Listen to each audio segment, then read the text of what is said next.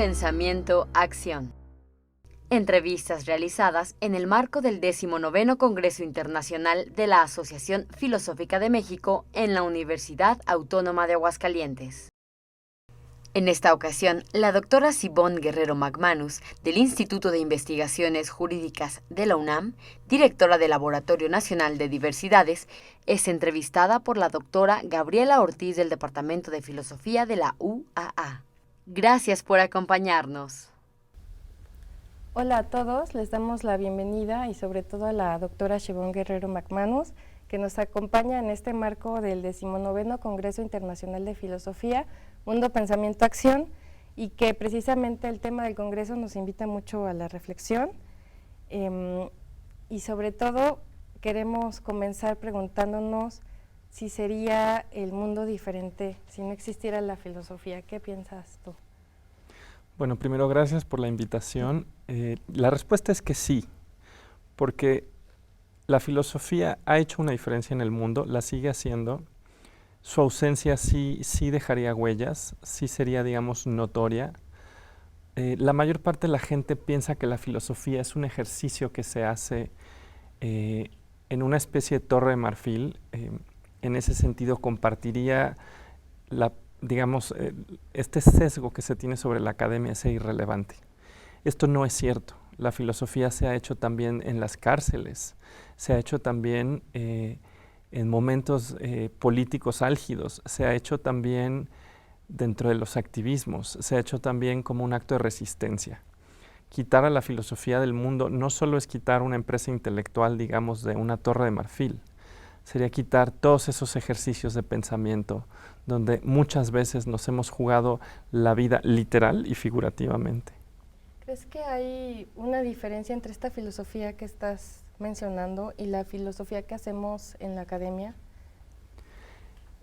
Digamos que es yo diría que tentativamente no, porque creo que todavía dentro de la academia, a pesar de que sí admitiría que la academia, digamos, ha generado que haya muchos espacios filosóficos que no le ponen atención, digamos, a la realidad más inmediata, yo creo que la mayor parte de los filósofos, la mayor parte de las filósofas, lo hacemos sobre la vida. Es una filosofía encarnada de nuestras cotidianidades como ciudadanas, como ciudadanos, como personas que tenemos retos.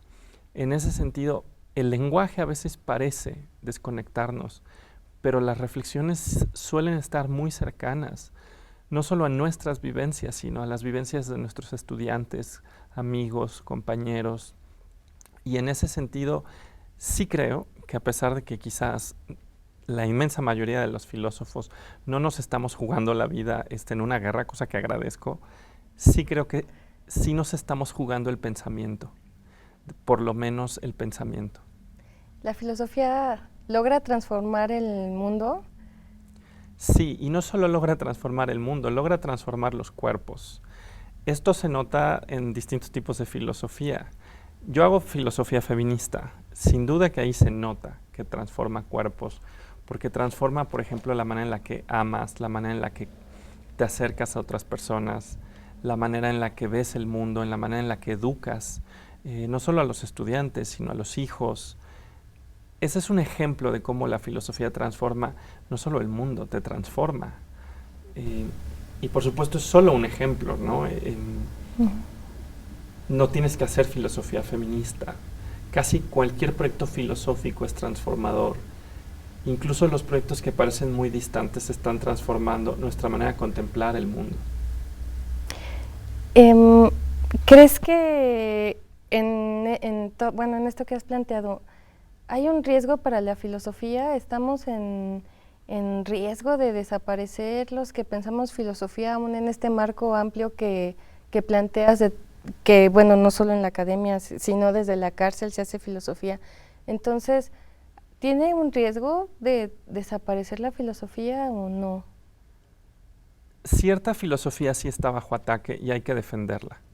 Digamos, la filosofía que nos ha costado trabajo profesionalizar, convertir en una disciplina académica que, si bien puede tener sus bemoles, como esta sensación de lejanía con el mundo, yo creo que hay que defenderla. Esa filosofía sí creo que está bajo ataque porque en general vivimos en un momento donde se desprecian a las humanidades, se desprecia no solo a las humanidades sino a las ciencias sociales. Hay un culto a la eficacia, a la eficiencia, y parece que las ciencias sociales y humanas son irrelevantes, y esto incluye a la filosofía en el prejuicio. Y en ese sentido sí corremos el riesgo de que esta filosofía que hemos construido, que se ha vuelto tradición de pensamiento, pierda la relevancia social y los espacios que hemos ganado. Ahora, la filosofía como empresa de pensamiento humano, no, yo creo que es consustancial al hecho de ser una persona el pensar. Mientras existamos como personas en sociedad y nos confrontemos ante las distintas posiciones que tenemos, ahí van a ser un acto filosófico, pero por supuesto que no es lo mismo un acto filosófico carente de tradición, de historia y de recursos de pensamiento, ¿no? Entonces, sí creo que sería bueno salvar, fomentar la enseñanza de la filosofía. De verdad, no es una empresa inútil. Le da a la gente herramientas para muchas cosas, por ejemplo, para reconocer injusticias, contradicciones, pero también para reconocer sus propias posibilidades. ¿Crees que en esta enseñanza que sí se hace la filosofía vuelvo a tocar lo de la academia, ¿crees que hay temas que se consideran que no son de filosofía, que no son filosóficos o que no vale la pena tocarlos dentro del aula? Sí, sí pasa mucho. Pasa, por ejemplo, con la propia filosofía feminista. En el simposio que tuvimos, de hecho, sobre filosofía feminista, lo mencionaron prácticamente todas de una u otra manera, con esta idea de que es una especie de accesorio a la filosofía, una especie de tradición menor, una suerte de añadido tardío por corrección política. Esto es un error. No es el único caso. Sí quisiera decir que hay un prejuicio a discutir varios temas bajo la creencia de que la filosofía tendría que ser solamente una. ¿Cuál? Sí. Ahí no vamos a estar de acuerdo. Pero parecería que una filosofía, por ejemplo, interesada en discutir temas que tienen que ver con mujeres o con minorías, estaría renunciando al presupuesto de universalidad, y esto es falso. Pero también está este sesgo de creer que la filosofía es puro canon filosófico. Ahora, este canon filosófico ha excluido sistemáticamente a las mujeres, no porque no haya mujeres filósofas, sí que las ha habido, sino que el canon no las presenta como parte de la historia, ¿no? Entonces sí hay la idea de que es poco importante, pero yo sí quisiera decir que una cosa que celebro de este congreso es que tuvimos asistencia. Y afortunadamente no éramos puras mujeres. Eso es fundamental. Y ya hay una tradición en este congreso de tener mesas de filosofía y feminismo. En ese sentido, creo que estamos construyendo una nueva tradición filosófica que de alguna manera cruza voces de tradiciones más tradicionales, válgase la expresión. Tenés feministas marxistas, hermeneutas, filósofas de la ciencia como yo. Sí. Cuando, ya que, pones en la mesa a la filosofía feminista, aprovecharíamos que te tenemos aquí con nosotros y si nos pudieras explicar precisamente en cosas que yo ya te he escuchado mencionar sobre esta cuestión de abolir el género, lo dijiste en Derribando Muros, si me ayudas a explicarlo ya para que lo comprendamos mejor, ¿cuál es tu planteamiento? Bueno, primero quisiera yo describir un poco qué son las filosofías feministas, okay, porque no es una, son varias, precisamente porque hay varios feminismos, y diría que hay tantas filosofías feministas como corrientes filosóficas, porque si definiéramos al feminismo como el proyecto de la emancipación de las mujeres ante el patriarcado, surge la pregunta, bueno, ¿y qué es esa cosa llamada patriarcado? ¿Y qué es esa otra cosa llamada emancipación? ¿Y quiénes son las mujeres? Sí. Y esas tres preguntas te abren todos los senderos posibles, porque puedes retomar distintas corrientes filosóficas para contestar eso. Eso serían las filosofías feministas, usar distintas corrientes filosóficas para responder esta pregunta de qué significa emancipar a las mujeres del patriarcado.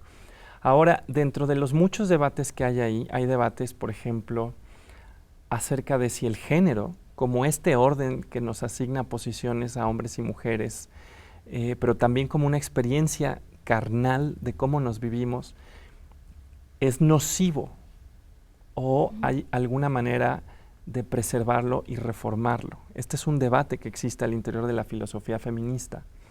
Hay corrientes que se llaman abolicionistas, pero estas corrientes suelen entender que por género estamos hablando de los roles de género, es decir, el tipo de tareas, el tipo de funciones sociales que tenemos. Y en eso yo estoy de acuerdo que habría que abolirlo. O sea, yo no sostengo que esté bien ninguna diferenciación en términos de funciones o roles sociales basada en el género.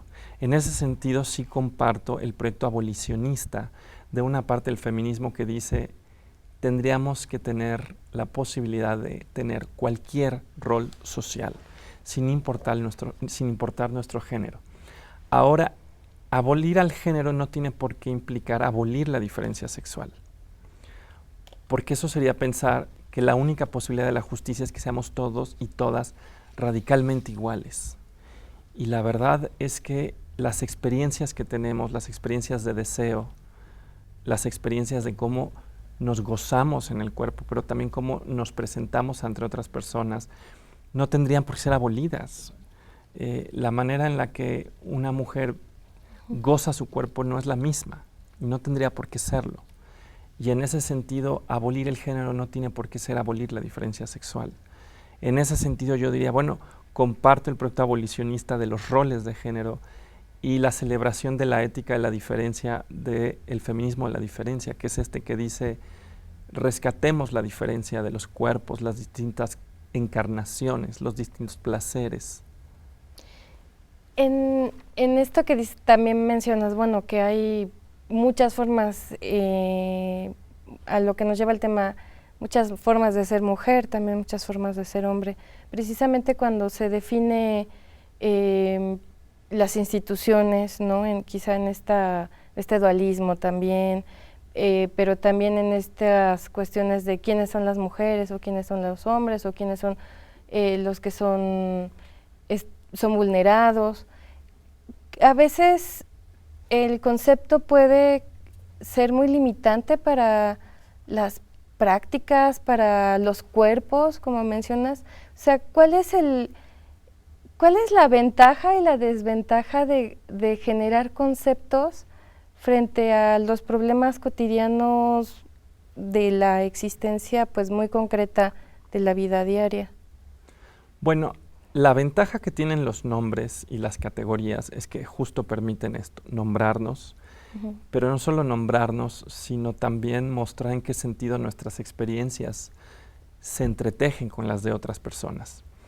Nadie nunca tiene una experiencia radicalmente única. Compartimos muchas vivencias. Cuando alguien, por ejemplo, se declara heterosexual u homosexual, no solo está declarando algo sobre sí mismo, está declarando algo que comparte con un sector de la humanidad. Los nombres de alguna manera y las categorías permiten entender experiencias comunes y comunicar experiencias comunes.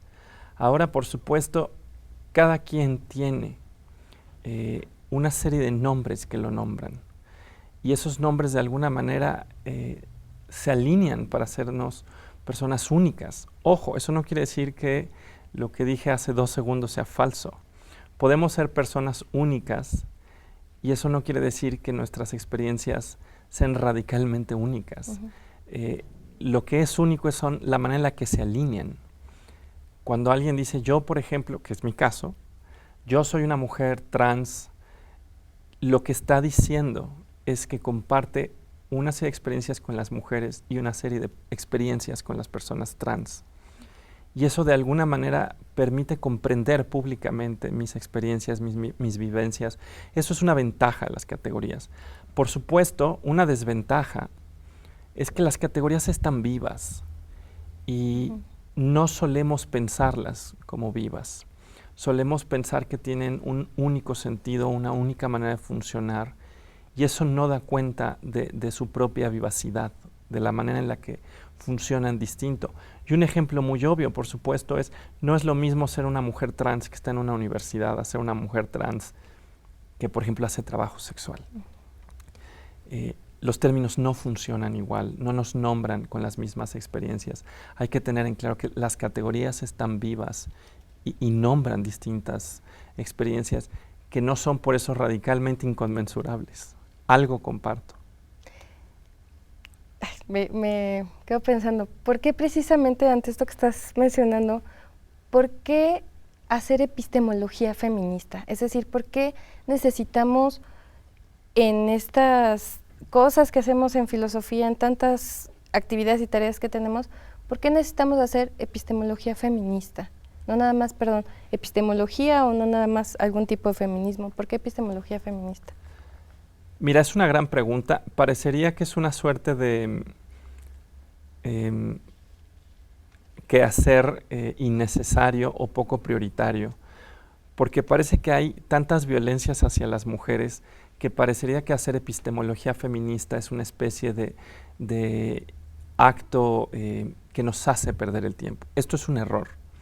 La epistemología se dedica a saber cómo podemos conocer cosas. Y una de las cosas que nos ayuda a reconocer es que, por ejemplo, muchas mujeres no logran nombrar las violencias que viven. Están tan normalizadas, por ejemplo, que tienen un obstáculo epistemológico, que no logran reconocerlas como violencias. Y tú no puedes hacer una politización, tú no puedes hacer un acto de protesta si ni siquiera te has dado cuenta de las injusticias. La importancia de la epistemología feminista viene precisamente que te ayuda a nombrar y reconocer injusticias, pero que también te ayuda a ver cómo comunicar esas injusticias, porque también allí hay una dificultad. Por eso hay epistemologías feministas en muchas áreas. Hay epistemología feminista incluso en el derecho, que se ha dedicado, por ejemplo, a ver si las maneras en las que funciona el derecho han hecho posible que las mujeres denuncien y sus voces sean escuchadas, si las condiciones de prueba han sido justas. Y eso es urgente. Y de la urgencia de este ejemplo se ve también la urgencia de la propia epistemología feminista, que parecería en un principio quizás una tarea burguesa, ¿no? Como podría ser un prejuicio de, oigan, nos están matando y ustedes haciendo epistemología. Caray, lo que pasa es que la epistemología te ayuda a tener las herramientas para poder siquiera plantear lo que está pasando.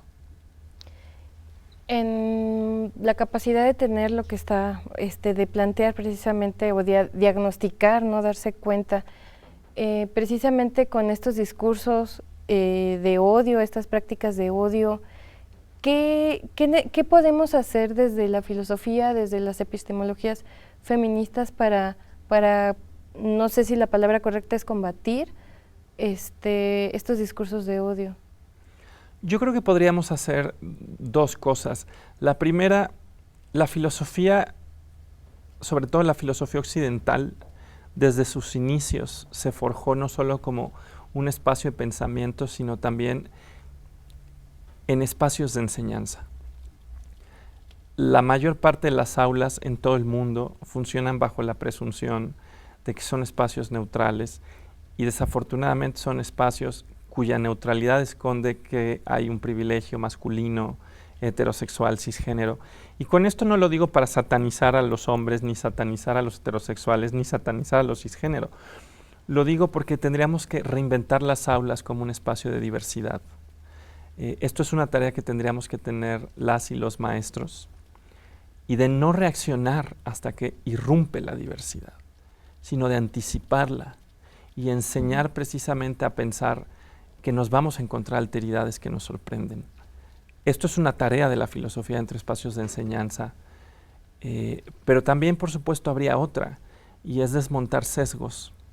Y por eso la importancia, por ejemplo, de la propia epistemología feminista, enseñarnos a reconocer los sesgos que tenemos y que tienen otras personas, no con el afán de ir educando, sino con el afán de ir aprendiendo colectivamente a reconocer las alteridades, no con el afán de violentar a nadie, sino con el afán de hacerle justicia a nuestras diferencias. Y en esta necesidad, en esto que mencionas sobre el cuerpo, sobre las como tareas en lo práctico, ¿no? Precisamente es importante pensar, pero también hacer algo con ese pensar, ¿no? No nada más discutir, como dices, burguesamente los conceptos. ¿Qué otra tarea podrías agregar a la filosofía en general? Que tenemos todos, aunque como dices, no necesitamos ser feministas para tener o hablar de feminismo, para tener o llevar a la filosofía a la práctica, al cuestionamiento. ¿Qué otra tarea a lo político? ¿Qué otra tarea tenemos los que estamos en este campo estudiando, enseñando filosofía? ¿Qué otras tareas tenemos? Creo que una tarea muy importante y hoy es necesaria es una tarea de traducción. Yo me he encontrado en muchas ocasiones con personas que están reticentes, no solo ante el feminismo, sino ante distintos discursos que tratan de hacerle justicia a las voces de minorías o grupos oprimidos. Y me encuentro a personas reticentes que sienten que estos discursos de alguna manera los atacan. Esto es muy común. Gente que siente que el feminismo, por ejemplo, es el reverso del machismo, gente que cree que, no sé, apoyar a los migrantes es no apoyar a los mexicanos. Creo que una tarea de la filosofía es aprender a traducir las ideas y las voces para que las personas que se sienten amenazadas reconozcan que estas amenazas están injustificadas. Por supuesto, esto no quiere decir que las cosas van a seguir como han estado siempre, ¿no? Decía una investigadora, el feminismo sí representa una amenaza porque va a poner en jaque los privilegios de algunos. Pero esto no implica que vaya a violentar a estas personas, que las vaya, digamos, a subordinar, a supeditar, a silenciar. Lo que está diciendo es que la construcción de espacios de justicia, por supuesto, implica que quienes han construido privilegios sobre las injusticias los van a perder. Pero precisamente por eso creo que la tarea de la traducción es importante, porque la gente tiene miedo de lo que significan estos movimientos para su vida, y habría que decirles, es por un bien colectivo, y no sobre la base del bien colectivo te vamos a lastimar, no. Lo que queremos es que te des cuenta que quizás inadvertidamente has sido copartícipe de procesos de exclusión, para que dejes de participar de eso. Y en ese sentido, la tarea de la filosofía sería traducir las voces, traducir las experiencias y ayudar a construir dentro del espacio público una lógica del reconocimiento de estas necesidades postergadas, y tratar precisamente de convencer a través de la razón de que es importante y que no es un acto de violencia ni es un acto de injusticia, sino todo lo contrario. Hace un momento comentabas precisamente que, bueno, cuando uno se llama mujer, estás compartiendo, una experiencia muy subjetiva, muy singular, pero a la vez no es solamente eso, sino también el compartir con otras que a sí mismas se llaman mujeres. Y ahorita mencionas también este campo de las políticas, ¿no? de las políticas públicas. Precisamente, ¿cómo conectamos esta cuestión de lo singular, de lo subjetivo, con lo público? Y por qué es importante encontrar, no sé, ese puente o hasta construirlo, generarlo desde nuestro campo, que es la filosofía. Bueno, de entrada, yo creo que la conexión ya está entre el espacio público y digamos, las identidades que se han relegado a lo privado, precisamente porque la idea de lo público se ha pensado como esta idea donde no deberíamos traer nuestras particularidades, y de hecho lo que esto ha generado es que los sesgos de la masa se han impuesto, ¿no? no solo de, digamos, sesgos patriarcales, ¿no? Sino sesgos coloniales, sesgos de clase. El espacio público, en su aparente neutralidad, en realidad ha escondido distintas voces. Y la misma posibilidad de irrumpir en el espacio público no la tiene todo el mundo. De hecho, este programa es un ejemplo. ¿Quién tiene los recursos siquiera para sentarse aquí y hablarte de su vida, de sus vivencias, de argumentarlo? Ahí es donde te das cuenta que la manera en la que hemos pensado lo público, por supuesto, presupone ya toda una formación, todo un léxico, todo un aparato de argumentación, incluso casi una lógica corporal de cómo presentarte. Y eso no lo tiene todo el mundo. Reconocer que esto pasa y que esto implica el silenciamiento de voces que cuando tratan de hablar no encuentran, porque desconocen las lógicas y entonces son silenciadas, no encuentran manera de hacerse oír. Reconocer esto también es una invitación a repensar lo público y darnos cuenta que no podemos exigirles a todas las subjetividades que de alguna manera se alineen a cómo funciona el espacio público, porque entonces eso implica silenciarlas, implica reinventar el espacio público y reconocer las múltiples maneras en las que somos y de las formas en las cuales nos aproximaremos. Y esto también es un reto de traducción. A veces algo político no se presenta como tal. Y me gusta poner de ejemplo la Marcha del Orgullo Gay, la Marcha del Orgullo LGBTI, porque la gente dice, esto es una fiesta. Y tiene una parte política. Lo que pasa es que no todo discurso político se enuncia como un discurso político. También lo ves con las demostraciones de rabia, que la gente dice, bueno, pero ¿qué está haciendo esta gente? No todo discurso político se presenta como tal. Y una tarea de la filosofía será reconocer esto y ayudarnos a leer el subtexto de estas manifestaciones y reinventar lo público y reinventar la comunicación.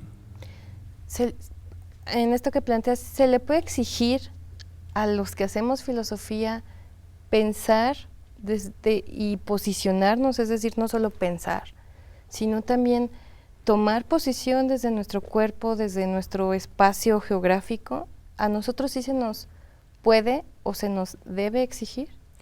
Bueno, depende qué quiere decir esta exigencia. Sería muy peligroso exigirnos que lo hagamos desde las mismas posturas, desde las mismas tradiciones, y creo que sería nocivo. Yo, por ejemplo, valoro que en este congreso de repente te encuentras con filosofías decoloniales, marxistas, teología de la liberación, feminismos, hermenéuticos. Me parece muy valioso el que cada quien tenga una manera diferente de aproximarse al mundo. Eso me parece enriquecedor y me parecería peligroso que consideramos que solo hay una manera importante o valiosa o legítima de hacerlo. Ahora, eso no quiere decir que no haya una cierta exigencia hacia la filosofía para que piense el mundo en algo que no sea precisamente una empresa, digamos, narcisista de entretenimiento, ¿no? Pero esto no queda claro qué implica. Lo que sí diría es que si hacemos filosofía porque estamos haciendo un juego de palabras, bueno, quizás es legítimo para una persona, pero como disciplina nos convertiría en una empresa inútil.